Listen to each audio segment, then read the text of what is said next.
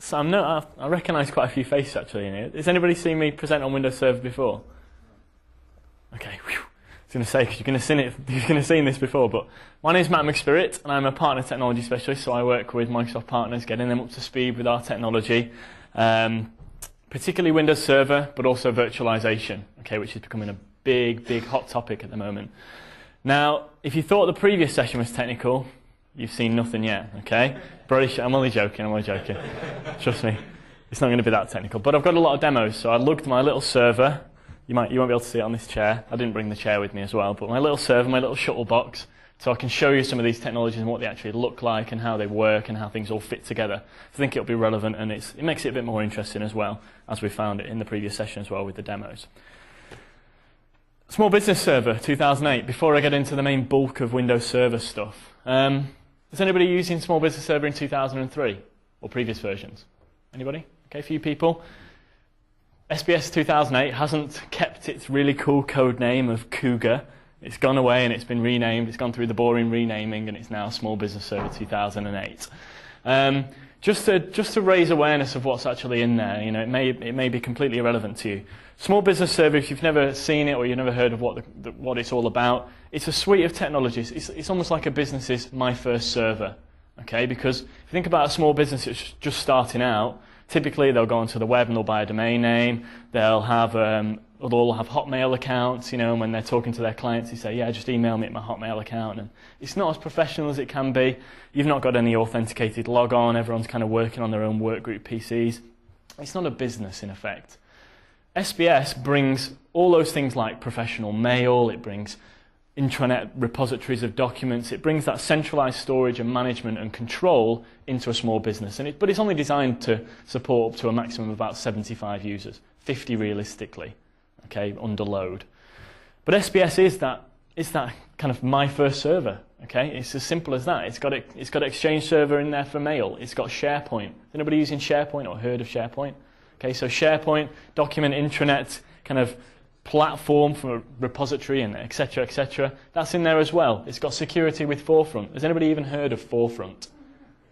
Okay, that's good. Usually not many people have even heard of Forefront. If you've not heard of Forefront, it's Microsoft kind of security platform that it's rolling out. Okay, so you've obviously got McAfee and Trend and, you know, the other guys.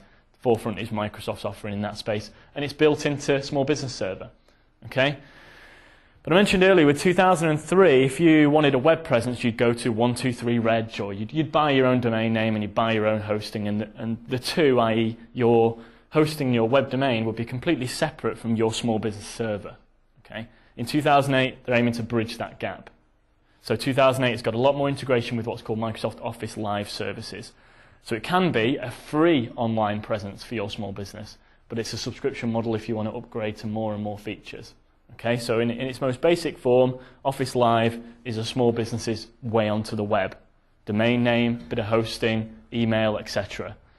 The more you want to bolt on, obviously the subscription changes. But it's integrated now with your server, so that gap between the two suddenly becomes a lot tighter, a lot more integrated.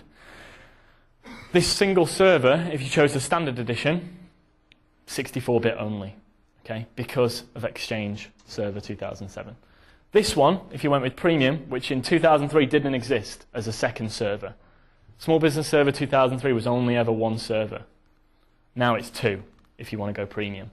And you get SQL with that. It's a massive cost saving on what you would pay, obviously, if you bought the technology separately. But like I said, this was, for a small business, this was great. But as soon as you started to grow past potentially 50 users, the cost of the software suddenly rose quite dramatically in terms of, well, I'll have to go and buy full editions of Windows Server Standard, I'll have to buy full Exchange, I'll have to buy full SQL, I'll have to buy all these individual products. Not going to be as cost effective as it was in SBS. And that's where the Essentials Business Server comes in. I realise these are a bit blurry, but I'll explain what it's all about anyway. The standard edition of this is 3 servers. The first one is all around Active Directory and management, which has got System Center Essentials on there, so for monitoring, patching centrally. I mean, this Essentials Business Server is designed to scale up to about 250 users. So it's designed for that small to mid-market business that's grown out of Small Business Server, but isn't quite, or doesn't want to spend a whole load of money on buying all the individual Microsoft technologies that they may want. This is almost like a bigger brother of SBS. Same kind of technologies. You've got a mail server, dedicated mail server, dedicated security server that sits at your edge, okay, protecting your internal from your external. And if you want to go premium, same kind of thing. This is your line of business application server. So same kind of thing, a group of technologies. The installation is an absolute doddle, okay? It just walks you through everything. It is like, again, my first server, but that bit bigger, okay? But it does. It's all wizard-driven. It's all really intuitive and just walks you through setting it all up. It's an interesting offering. It's the first time that Microsoft's offered something like this. But the basis to both of those technologies, or both of those suites, is Windows Server 2008. Now, has anybody started playing with it or looked at it at all? Or, okay, a few people. That's good. So some of this you may have seen, some of it you might not have had the kit to try it out. So hopefully I'll kind of answer any questions you've got in your head at the moment. This is a bit of a marketing slide, and it builds up as we go through the presentation, so I'll spend as little time on it as possible because I really want to dive into some demos. But what is this solid foundation all about? What is this kind of cheesy solid foundation? Yeah, great. It's all about scalability. It's all about performance. It's all about improvements to the core of the operating system. Big changes that subsequent workloads are built on top of. Because unless you get the foundations right, everything else is going to be pointless. So in terms of scalability, if you're looking at big scale-up systems, Windows Server 2008 with 64-bit scales up to 2 terabytes of RAM in a machine. Okay, 2 terabytes. I mean, admittedly, I wouldn't like to pay for a server that's got 2 terabytes, because that amount of RAM would cost, well, a lot, shall we say. But I mean, I didn't think I'd have a laptop with 4 gig of RAM, but it's come around very, very quickly. So before long, 2 terabytes of RAM in a server is going to be real. Okay, and Windows Server is future-proof in that sense. The networking stack completely rewritten, okay, for the first time to coincide with Vista SP1. So when you're sending and transferring data between the two, you'll find big increases in file transfer, thanks to the new SMB protocol. But what about things like high availability? What about clustering? Has anybody ever built a cluster on any of the previous Windows Server platforms? Okay, it was doable. But there was quite a bit of opportunity for it to go wrong. There was a lot of pressure placed on the cluster administrator to get everything right. And if anything went wrong, you knew about it. Okay? Most of the support calls to Microsoft around clustering were misconfiguration. So in 2008, they've really aimed to take the pain away from actually configuring the cluster and giving your cluster a solid foundation. I'm going to show clustering. Yes, yeah, we're not. The clustering isn't so much relevant for Small Business Server, but all the stuff I'm talking about is obviously embedded within Small Business Server as well. So the clustering, I mean, you wouldn't typically use that with Small Business Server, but unless you had multiple small businesses, you could try it, I guess. Absolutely. I'll leave that. Let me know how you go on with that one. So what else is in this solid foundation? So clustering is one, scalability, performance, networking, okay? But there's a completely different installation option as well in 2008. So we're all used to, Windows, you install it, you get the GUI, you get the start menu, you get Internet Explorer, you get all the great things you need on the server, like media player, all that stuff that you subsequently need to patch and manage and monitor. That's all stuff you think, well, do I actually need that? And you spend a lot of your time stripping those bits out to really lock down your system. Well, now, in 2008, we've given you an option upon installation to say, look, do you want to go with the full GUI and all that jazz that comes with it? Or do you want to go with what's called a server core type of installation, which is cut down, it's scaled down. It's more like the RON seal of the Windows Server. Okay, it just does what you want it to do. Okay, obviously not identical to RON seal. But in terms of this solid foundation, if you want to start having a look at it, let's just drill into it in a bit of detail. So I've got my little server. Let me explain my scenario.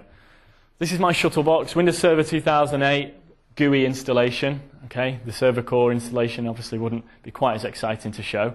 But this is a GUI installation. On here, let me bring up Server Manager. One of the roles that I've enabled on my Hyper-V, on my Windows Server 2008 box, and roles is something new to Server 2008. It's a lot more clean, a lot more easy to use. Roles are just functions of the server. And you'll see that this one is an Active Directory domain services, it's DNS, it's file server, it's a web server, but it's also Hyper-V. Now Hyper-V is Microsoft's next generation virtualization platform that's built into Windows Server. Okay, and this is going to enable me to do a lot of demos with a lot of virtual machines. But I'll come to that a bit later on. But in terms of just Server Manager in general, again, this forms part of this solid foundation. It's all about management, ease of management. this is very much more of a one-stop shop for managing this particular server. If I need diagnostics or event log information, it's all in one place. Okay, it's all in this one-stop server manager. However, if I say, for example, I want to drill into specific ADDS information, event log information, for example, you see there's a little warning message there. Let's drill into that. And we're going to get event log information specific to what I'm looking at now, so I don't have to trawl through a big event log. I can just get what I want. Any other services that are relevant to this role are here. I don't have to go anywhere else. All the kind of little fiddly tools that people use with Active Directory, that people don't always know what they do and where they are, they're all here as well, with the description. Okay, so you're getting, like I say, it's much more of a one-stop shop. If there are problems with the role, or problems with that particular role, you find it here in the event viewer. If you need to add more services for a role, again, it's done from the same place. If I need to start drilling into exactly what's going on my server in terms of reliability, if anyone's seen this in Vista, you'll know the reliability monitor gives me a day-by-day breakdown of what's going on my server. And thankfully, my server is doing all right. Okay, so day by day, what happened on the 17th of June? Not much. Just a few installs. What happened on this day, 14th of the 7th, so a couple of days ago? Oh, I had an application failure. It stopped working. But immediately I'm able to drill into that and see what's going on. Okay, which makes it a lot easier for me to diagnose, for example, you know, if my graph kind of tailed off, I'd be able to go to the first time it started to tail off and identify we installed a particular application on that day, and since then it's gone downhill. Okay, so it enables me to start drilling into that. And again, this is in Vista. So you know you can use this to identify problems in Vista as well, should you have any. So that's a little bit about Server Manager. But I talked about before about failover clustering and the rest of this solid foundation. So let me bring up some of my virtual machines. So first up, the Hyper-V Manager. If anyone's not used this before, it's an MMC, it's built into Windows Server, and what you're seeing there is a list of loads of virtual machines that I've got sat on this little shuttle box down here, and I'm running only 8. So I've got an 8-to-1 consolidation ratio, so I'm green. You know, I'm saving money in terms of green IT here by running multiple workloads on the one box, and that's obviously one of the big things for virtualization. You'll see some of my virtual machines are all listed here and they're running, and they're not doing much at the moment, and they've been up for a couple of hours. So let me go into one of my particular virtual machines, Vista. Okay, this is a Vista virtual machine now running on my shuttle box. Now you're going to say, well, what's Vista got to do with Server 2008? Well, if I wanted to manage Server 2008, I could do it from Server Manager. Great. But that means I have to go to the server, or at least I have to terminal service into that terminal server to use Server Manager. What if I could manage things remotely from the same place that I'd use Outlook, or the same place that I'd write my documents in Word? That makes things a lot easier for me. So I've installed, and this is Vista SP1, which is significant, I've installed the remote server admin tools.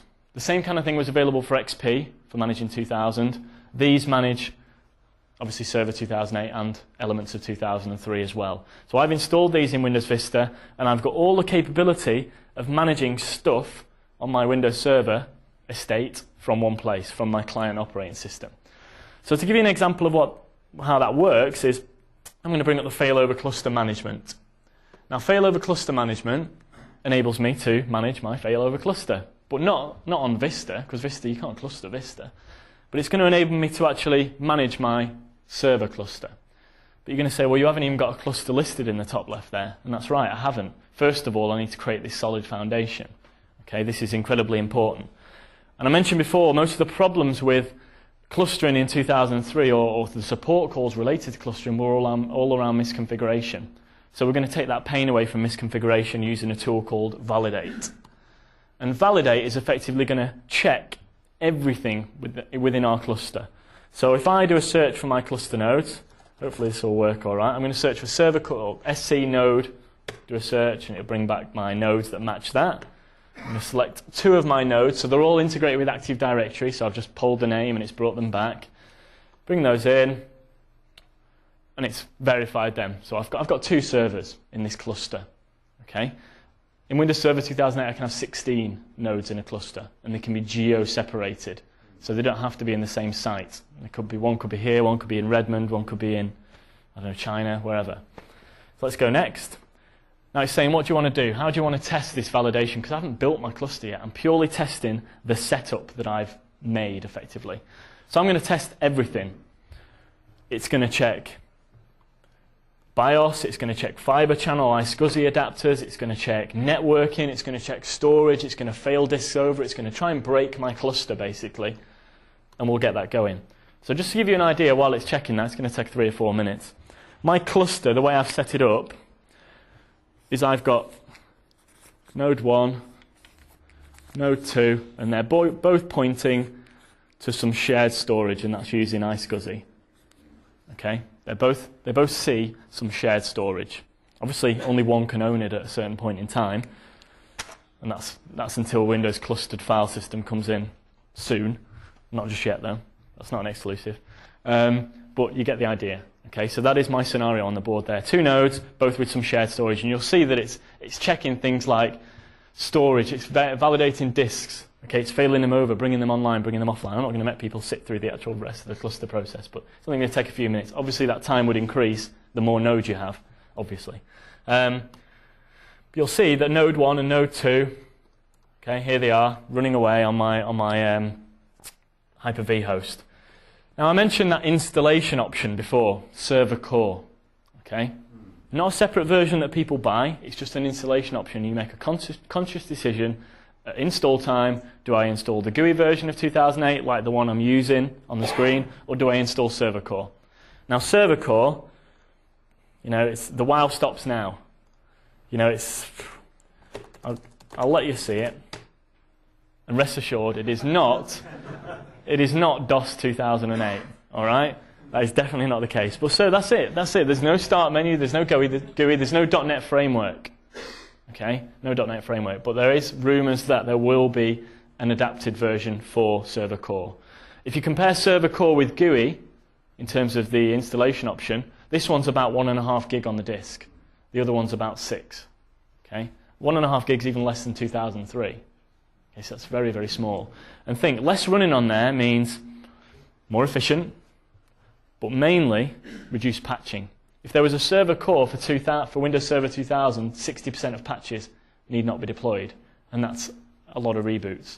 Same against 2003, 40% wouldn't need to be deployed. So you're saving time on patching, on maintenance, because half the stuff you need to patch isn't there on server core, like IE, like I don't know, all sorts of, .NET framework as well. You need to patch that quite often, okay?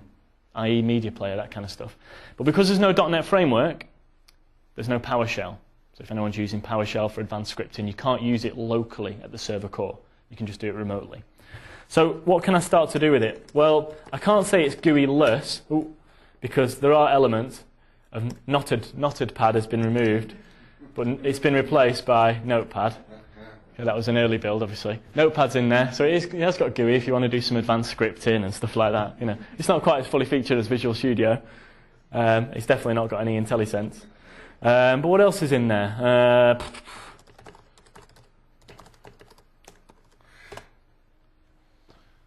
So there are elements of a GUI, okay, to enable you to do certain stuff. Regedit's in there, etc., etc. But how do I know what I can actually start to do with this server core box? I'm using a command called OC-list, optional component list. And this is basically the same as when I went into Server Manager at the GUI and I could view all my roles. This is exactly the same thing. I can just view exactly what I can do with this server. I can turn on server backup. I can turn on the web server. You're going to say, how can you turn on a web server when there's no .NET framework? This is a great platform for just static content. There's blog posts out there where people have installed Server Core, they've installed MySQL, PHP, and WordPress, and they're running a blogging platform off Server Core, and it runs great. Okay, static content will run great on Server Core. Also streaming media as well. What else is in there? Hyper-V. That's another role I could enable at the Server Core.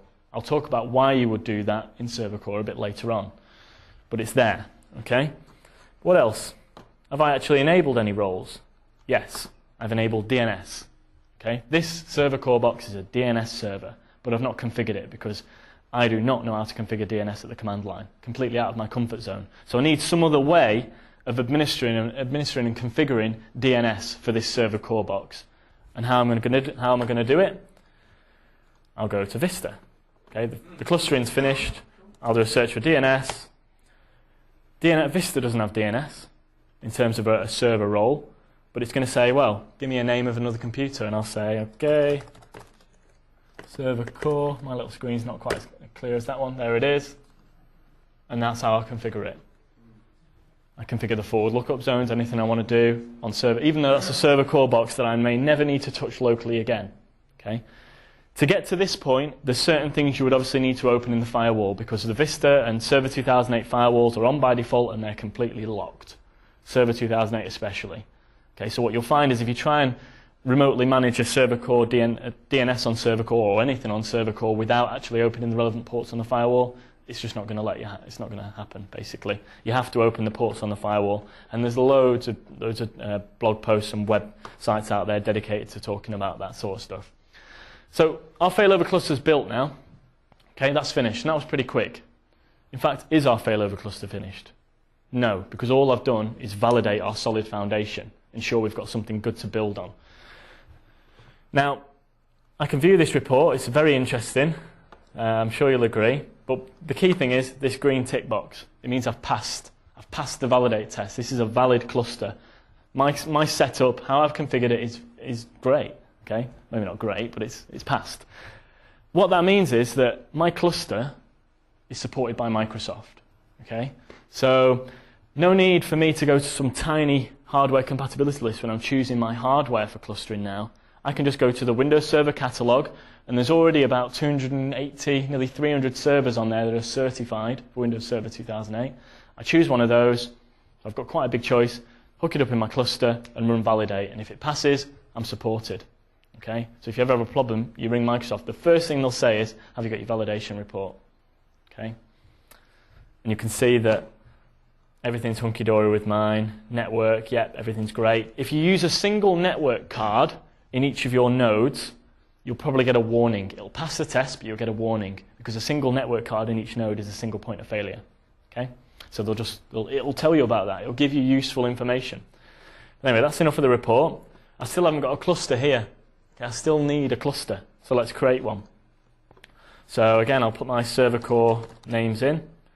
Yeah, check names, node 1, node 2. Oh, is joined to a cluster. How can it be possibly joined to a cluster? Let's just go with it anyway. No, I do not. Yes. No, I don't require support. Cluster name. I think it's because I destroyed a cluster earlier on. I think it's still some remnants. But I'm just going to create a one-node cluster. Doesn't matter. The demo's still the same. All it's going to do now is literally create my cluster. If it was 2 nodes, it would just create another node. But what it's doing now in the background is it's saying, right, we need to register all the IP addresses and everything of our new cluster so people can find it. We need to basically build this cluster, okay, and register it in all the relevant places so we can find it. Now, I'm going to come back to that a bit later on because that'll take a minute or two.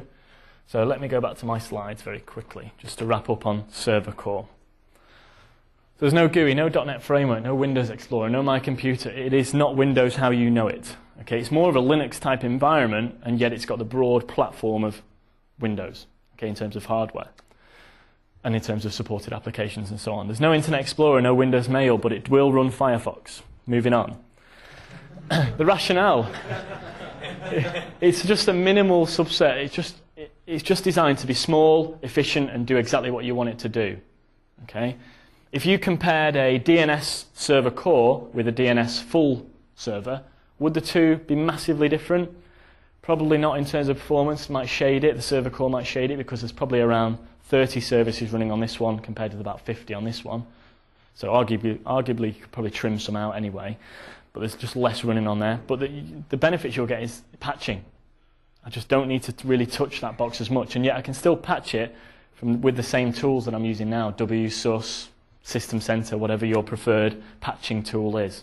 Okay, you don't have to treat it any differently. Your users aren't going to see it any differently. If it was a server core file server, they're not going to suddenly going to see the command line. You know, when they're trying to put a file somewhere, they're just going to see / / file server. But what you know is it's a server core. It's a small footprint. So what roles are in there? Well, Hyper-V obviously is a key one. IIS is in there as a web server for static stuff. File and print's a good example because it's a low utilization role. DNS, DHCP, AD. You know, the usual kind of stuff. But it can be clustered. You know, my cluster nodes were both server core. Admittedly, you know, one of them was playing up, but it was still a server core node. And like I say, for management, you just install, open up the firewall, walk away, and just manage it from where you're comfortable. Okay, if you're comfortable with command line, go for it. You know, knock yourself out. But it's just definitely not my comfort zone. Okay. So I've shown Server Core and Server Manager. So the first kind of key workload that sits on Windows Server as a foundation is the web. And I'm not going to demo the web, but I'm just going to talk about some of the key advances they've made in the Windows Web Server. And they are key for a number of reasons. Later on, I'll talk about these other two pillars that will appear. So when it comes to the web, even on the previous version, no critical updates on IIS 6. Okay, which is pretty impressive for a Windows platform, bearing in mind that all the other critical updates that come out for the other Windows OSs and the actual OS itself. MySpace, Microsoft.com, Match.com, they're all running on Windows Web Server. Okay, and they get hammered. Now, interestingly, MSDN and TechNet are all running on Windows Web Server, and they get about 4 million hits a day. Now, it's significant that they're running on Windows Web Server, obviously.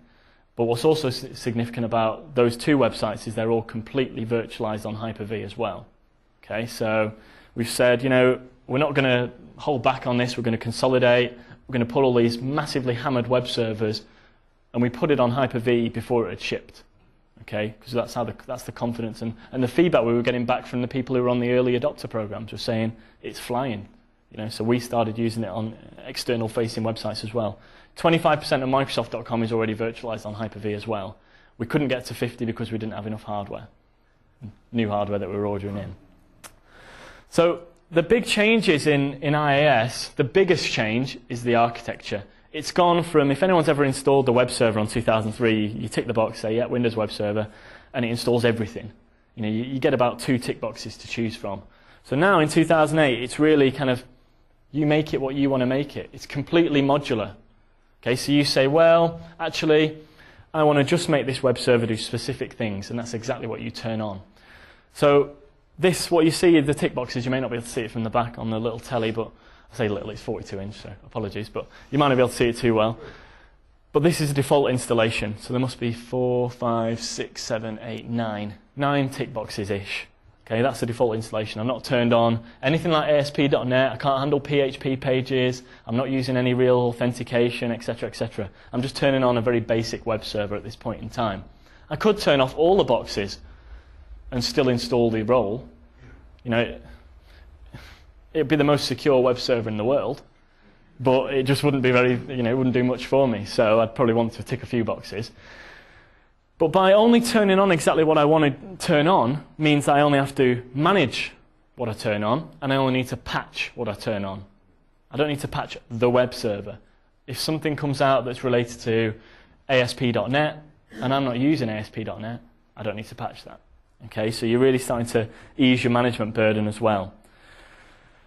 And by reducing the stuff that's running on there, by chopping out what you don't need, it's more secure. Okay, in the same way that Server Core, you're only turning on what you need. Okay, which means it's easier to manage, easy to customize. You now have control over exactly what you want this server to do. If you want a Windows web server to serve PHP pages really well, you just turn on the PHP module. In fact, CGI, as it's named.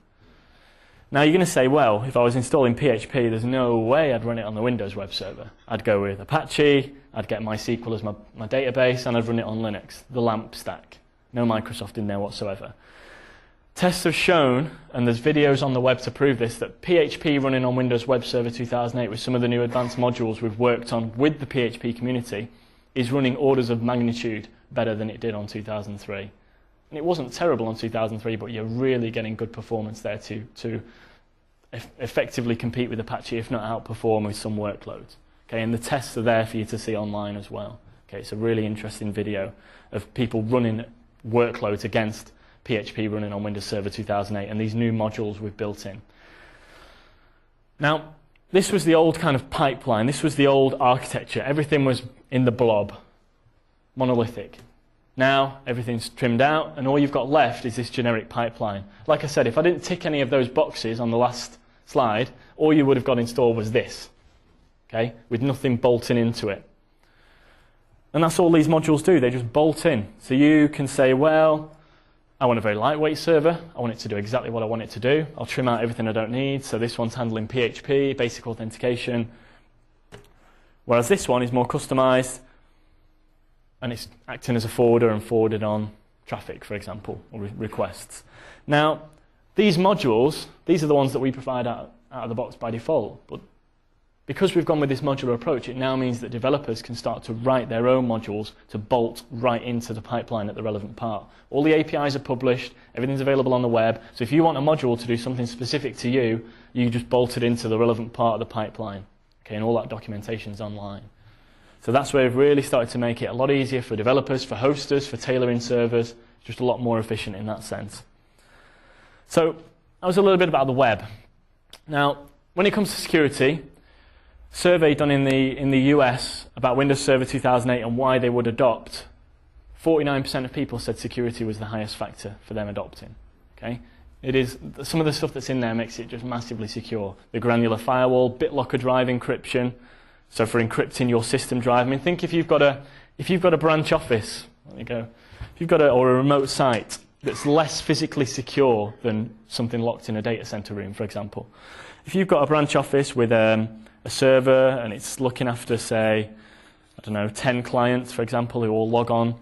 This is a domain controller, so they all log on, they all authenticate against this domain controller, so it's nice and fast. Otherwise, if they didn't log on, if this wasn't a DC, they'd have to log on potentially all the way to the main hub site over what could potentially be a wet piece of string, okay, as a link. So by having a DC here, it just means logons are quick, in terms of authentication and access.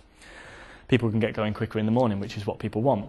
However, these users are also using this particular server as a file server, / file server. And that's where they put all their invoices, corporate documents, etc., etc. Now, if I walk in off the street and say, I've come to service your server, here's my badge, yep, great, you've seen it. I've come to service your server. To those people in that branch office, this might be the server that's just got, some flowers on.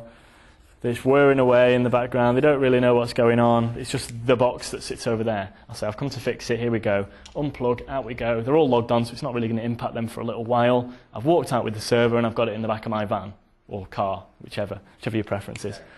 Whichever. Either way, if I can get through the Windows password, which I'm sure there are tools out there, but I don't know them, honestly, then I could potentially access everything that's on / file server, which is one problem. Second problem is, it's a DC. Domain controllers replicate basically from the hub, okay, to keep in sync. Okay, so if a password is updated, replication. I need some way of alleviating that potential problem, and that's where the read-only domain controller comes in, okay, by not storing any credentials by default. And what you typically store is the people who sit in this branch. Okay, so it's very easy, should that get compromised, to remove it from the hub, and these passwords are reset very quickly. So that data that they've got from a domain controller perspective is obsolete.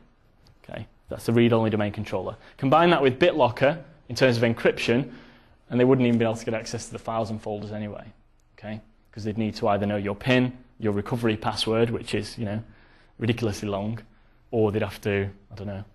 There's no way around BitLocker, not that I know of. So that's a little bit about security, but the two areas that I want to demo from a security perspective are a little bit more exciting.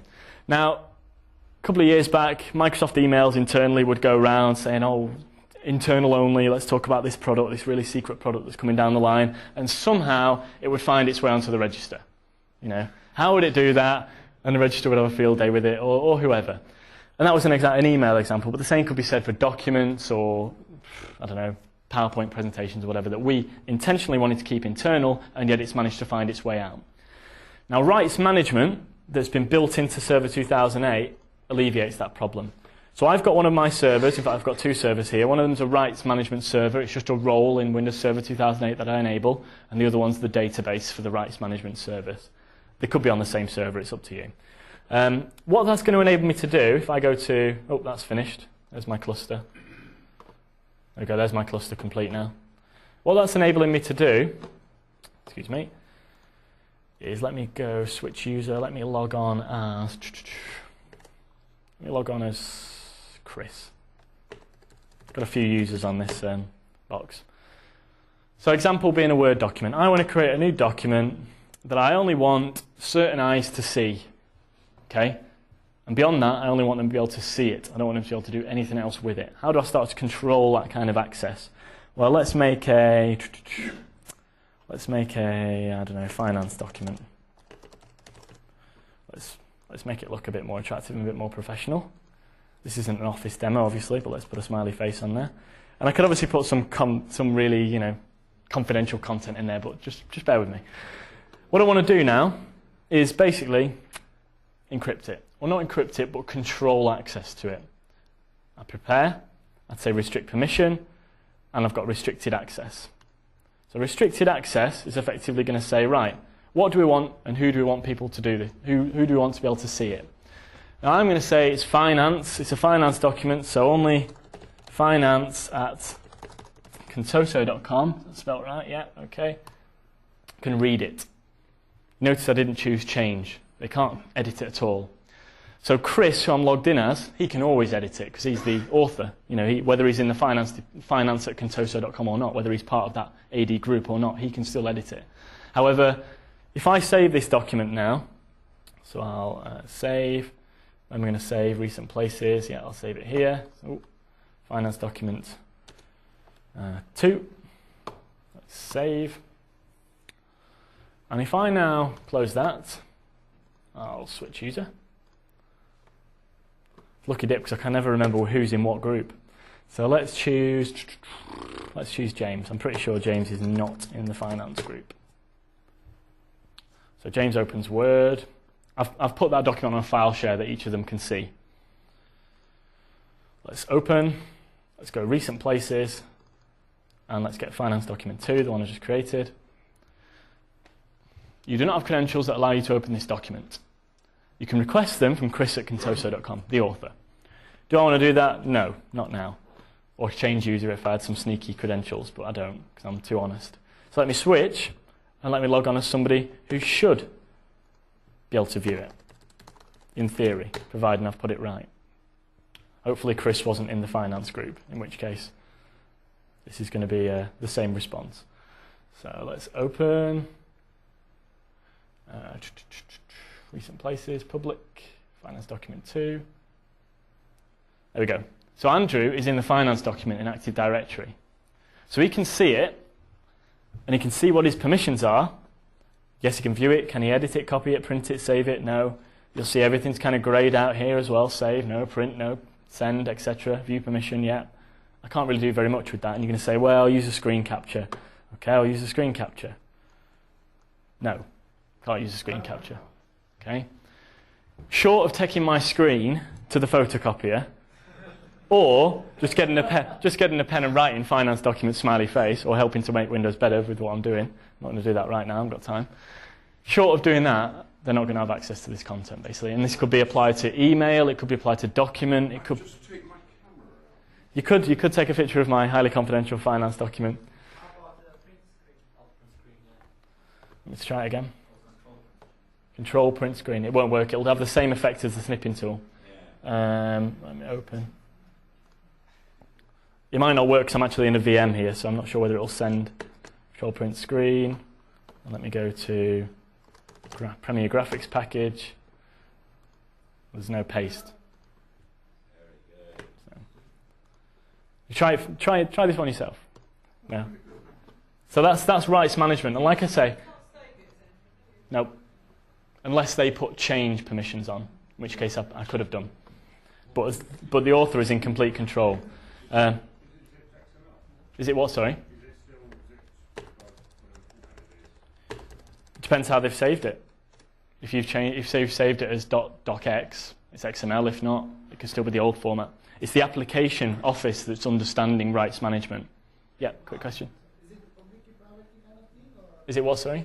public key private key protection, encryption is there, or it's the separate, like Microsoft Word is designed in such a way? No, I think it's there can be third-party applications that can integrate with this. It's not a specific Microsoft thing, so I think it is more of a key infrastructure, but I'm not 100% sure off the top of my head. Stuart? What happens if you SharePoint browser? Good question, I'm not sure. I presume the same thing, because SharePoint should understand RMS. Yeah, it should understand RMS, but I'm not sure. I'm not sure. So to quickly wrap that up, those you saw I had the choice between unrestricted or restricted. If you on the server side of things, you create templates. So in Microsoft, we've got examples of FTE only, so full-time employees only, contractors only, certain group only. So you can really start to tailor it to exactly what you templates for exactly specific people. Sorry. Yep. So does it, will it validate against Active Directory then? What happens if you send it outside the company? There's a separate, you can validate against Windows Live IDs. So there is a separate part of it for that. But this is just purely the internal one I've shown. Yeah. Is RMS a standalone thing, or is it part of Office? It's our Office understands it, but it's part of Windows Server. Your application to integrate with RMS needs to understand RMS. It needs to be aware of it. But Office 2007 is obviously one example. So quickly push on. Final area of security that I want to talk about before I talk about virtualization is something called network access protection.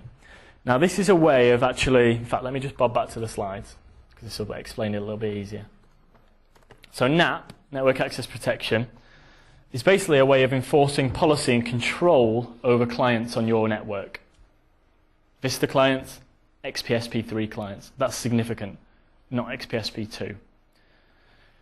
XPSP2 will still work with NAP, it's just it doesn't understand NAP, so you have to have specific policies in place for XPSP2 machines. This will make sense more later on.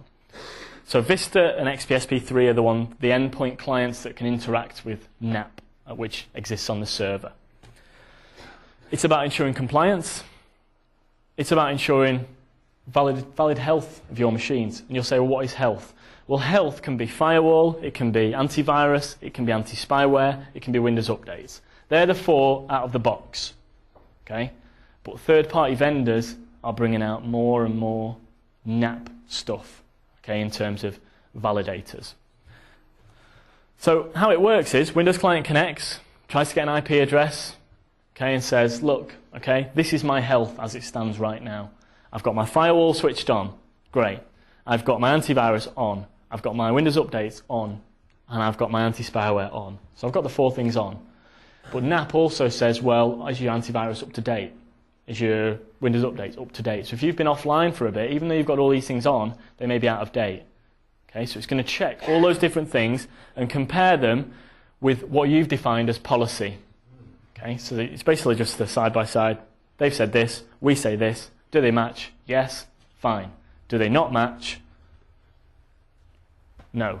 Okay, and they're restricted. They're placed in a restricted network, a quarantine zone, where what they have access to is completely up to you.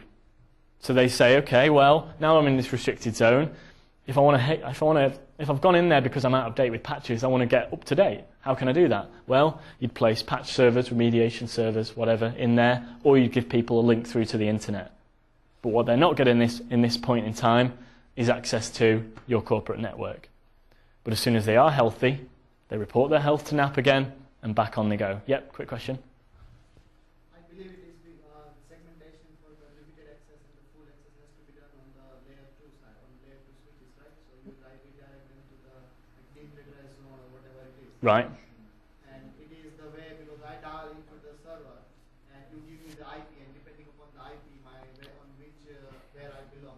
That's one way of doing it. You can control it through DHCP, but you can use hardware-based 802.1x switches. So you can segregate people, even if they're coming in from VPN, onto a separate VLAN if they're not healthy. So there's a lot of granular settings. I haven't got time to go through it all today, but there's a lot of granular settings around NAP you can really tweak in order to get people where you want to get them based on policy. So without doubt, the planning stage is the most important. Okay, without doubt. You could not just say, okay, turn on all the agents on all our clients, XPSP3 and Vista, because it's an agent, it's something that exists on the client, so you have to turn it on through group policy. So we'll turn it all on. We'll say that our policy is everything has to be switched on and everything has to be up to date. And if you're not, you're going to get quarantined. And then you press the big red button, go. All of a sudden, help desk is going to go through the roof, okay? Because people are just going to be saying, well, I've been quarantined, I don't know what to do, what's it all about? So the key stages are planning, testing obviously, but then the pilot, without a doubt. The pilot is a key one because it enables you to define all your policies and say, yep, if they fail one test, they're quarantined, if not, etc. You define all your policies, but you don't enforce them. So you say, yeah, if you fail a test, normally you would have been quarantined, but for this month's pilot, you're not going to be. We're just going to monitor you. So at the end of that month's pilot, you can say, well, actually, 60% of our users would have been quarantined based on AV out of date. 20% would have been because the firewall's not switched on. Okay, so you really get that kind of control there to report. So let me skip through this.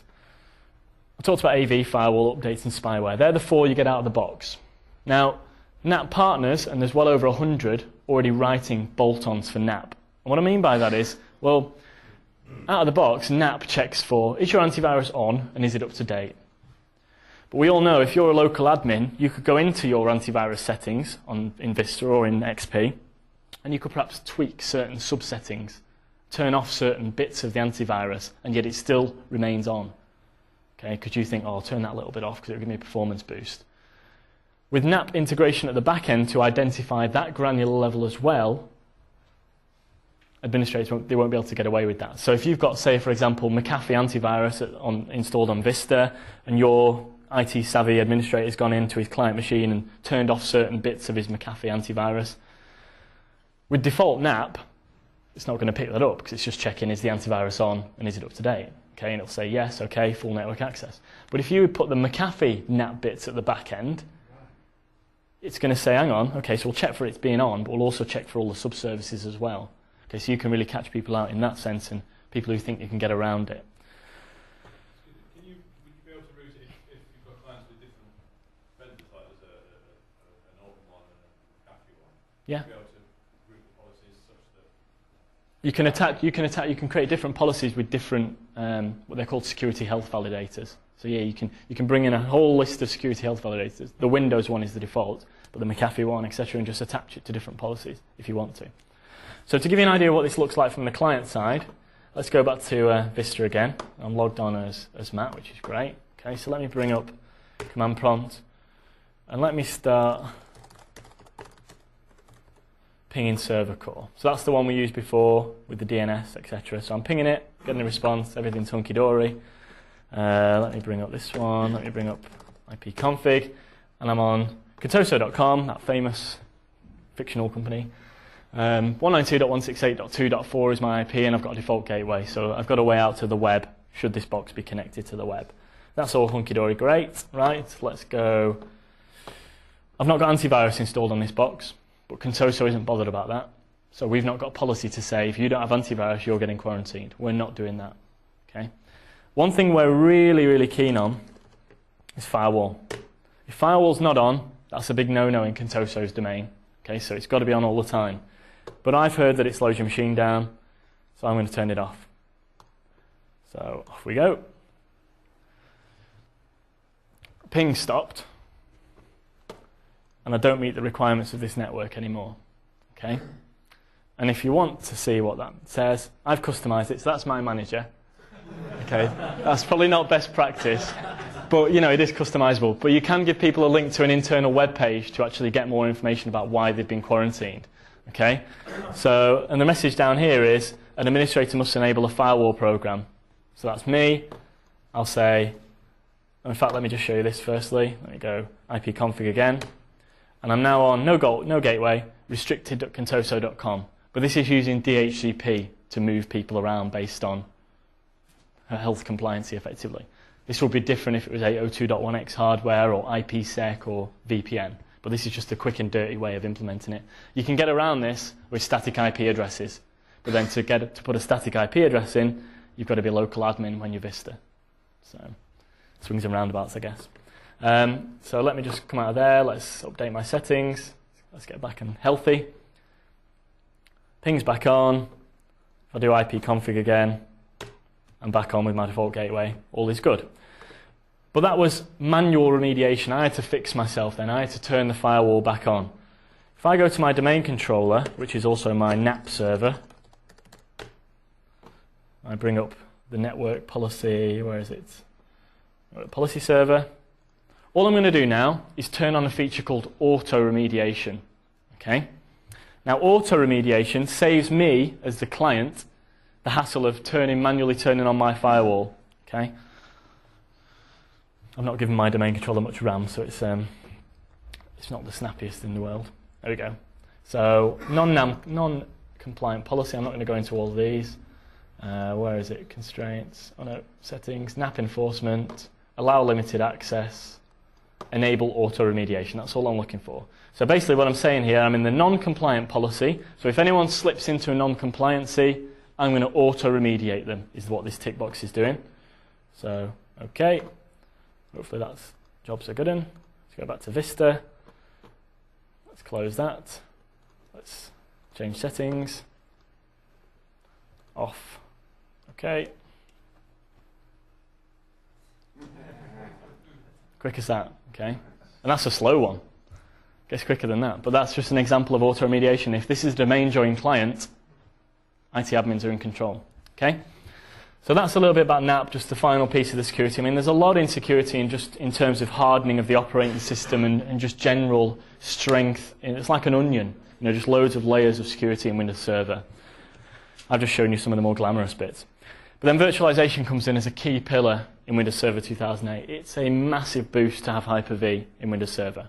You've seen my demos running on it. It just means that for a demo perspective, it's great because I can run loads of stuff on one box. But from a cost-saving, green IT perspective, it's a great way to consolidate workloads on individual boxes, on single boxes. And VMware, Citrix, Oracle, VMware in particular.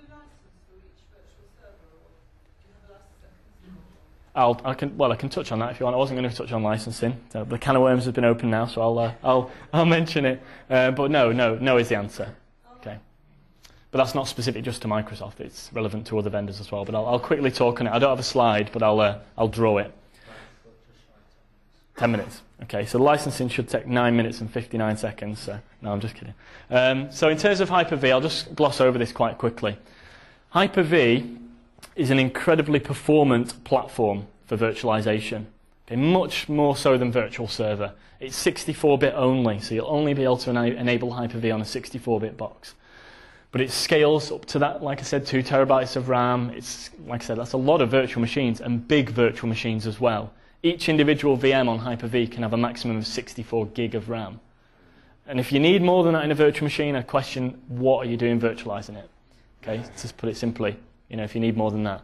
You can also have multi-processor virtual machines. Again, all this is out of the box. And that failover clustering that I showed earlier on, that is the basis for high availability of Hyper-V. So if I add my 2 nodes over here, as I showed before, and I created a virtual machine on node 1, and it was running happily, everything's great, and then node 1 power goes, or whatever, it'll start up again on node 2. Okay? So that it will just obviously restart. There's a power outage, it will just restart, and that's high availability. Okay, VMware has the same kind of thing, so does Citrix and so on. But this is out of the box in Windows Server. So when you start to create virtual machines, what you've got here, you've picked your hardware off the web, you've said, okay, I'm going to install Windows Server from the DVD, you install it. Either server core or GUI. The recommended path is server core. That then becomes, as soon as you enable the Hyper-V role in Server Manager, that then becomes the parent, the brain. And then you start creating virtual machines through Hyper-V Manager. 2 different types of virtual machine here. One of them knows it's running on Hyper-V. It's aware that it's being virtualized, and it can perform massively more effectively than a virtual machine that doesn't have a clue it's being virtualized. So as an example in my demo, a machine that has no idea it's being virtualized is Ubuntu Desktop. But does it run fine on Hyper-V? Absolutely.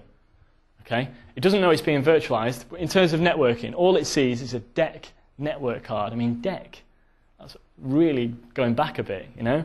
But it sees that because it understands that. That's the driver, that's the network card that Hyper-V presents to it, because it doesn't understand Hyper-V in its native form. If you compare that with a Vista virtual machine, if I pop out of there and go into device, oh, this search is so reliant on spelling, it's untrue. You'll see that I've got Microsoft Virtual Machine Network Adapter. You'll see that in all the virtual machines that understand they're being virtualized on Hyper-V. The performance difference between one of those and the one that was in the Ubuntu desktop is like night and day. Massive performance benefits because of this new hardware sharing architecture that's built into Hyper-V that I'm not going to go into today because it's very technical. But what I'm saying there is a great platform for certain operating systems that know they're being virtualized. 2008, 2003 SP2, XP, SP2, SP3, Vista SP1, Windows 2000 SP4. So if you want to consolidate more legacy OSs that are approaching the end of life support, that's a great solution there. If you want to run NT, you could run it in here. Just because it's running on Hyper-V doesn't suddenly bring NT back into support. It's still out of support, okay? The life cycle's gone. But if you wanted to run it on there, it would run in this emulated mode. It would see drivers that it understands. It wouldn't see the same drivers that one of these OSs would understand because it just wouldn't understand, basically. And then you bring in Linux. Certain Linux distributions also can understand Hyper-V, and they can perform brilliantly as well. We've worked with Citrix to provide a translator to ensure that just because it's Linux, Ubuntu is a bad example, but just because it's Linux doesn't mean it should be pushed down this emulation route. So you'll find that SUSE Linux, Novell SUSE Linux runs brilliantly on Hyper-V.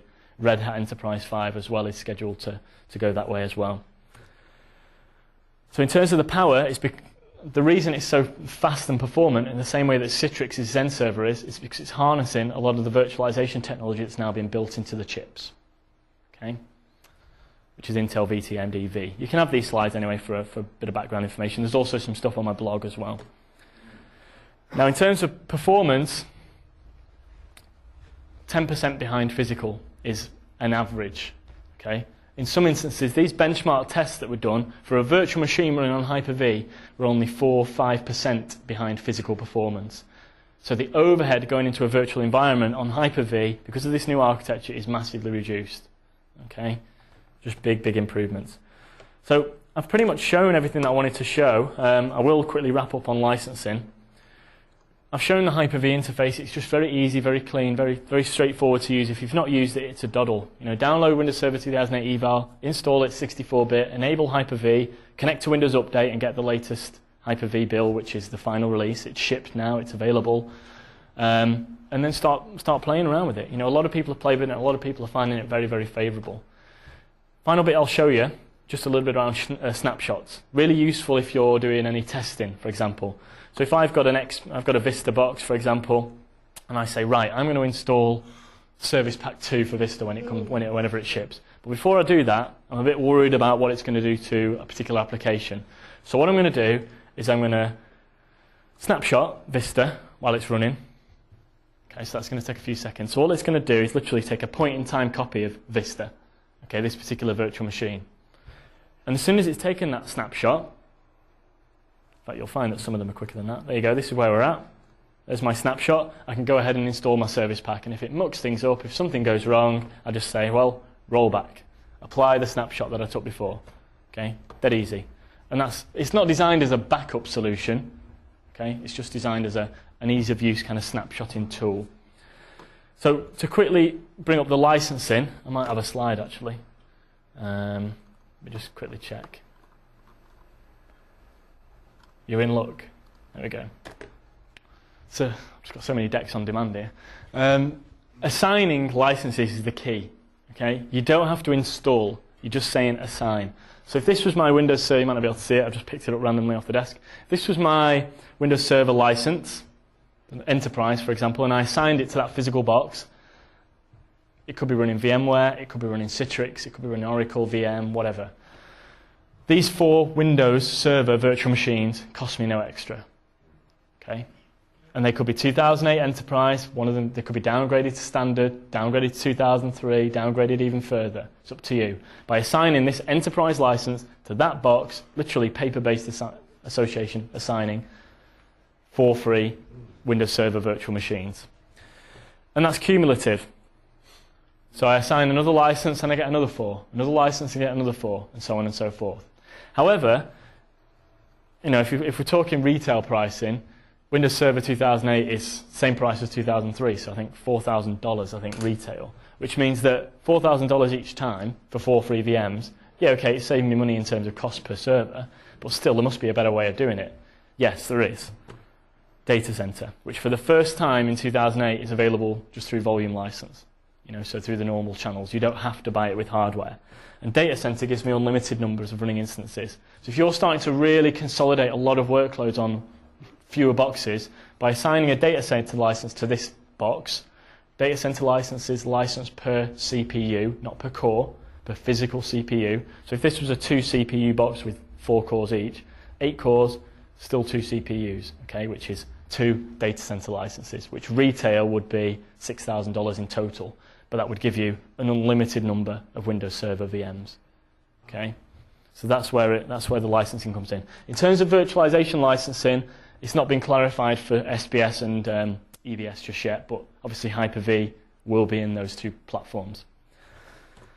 And it's agnostic, so if you're running VMware, if you're running Citrix, if you're running Oracle, whoever your virtualization vendor, virtual server even, or Hyper-V, the license still applies. Okay? The advantage obviously you get with Hyper-V is if you've paid for your license, you've got Hyper-V. It's included, it's built in. And that pretty much is it. I don't want to overrun, so hopefully I've finished on time, in 2 minutes. And if there's any, I think I've answered a few questions, but if there's any more for any more.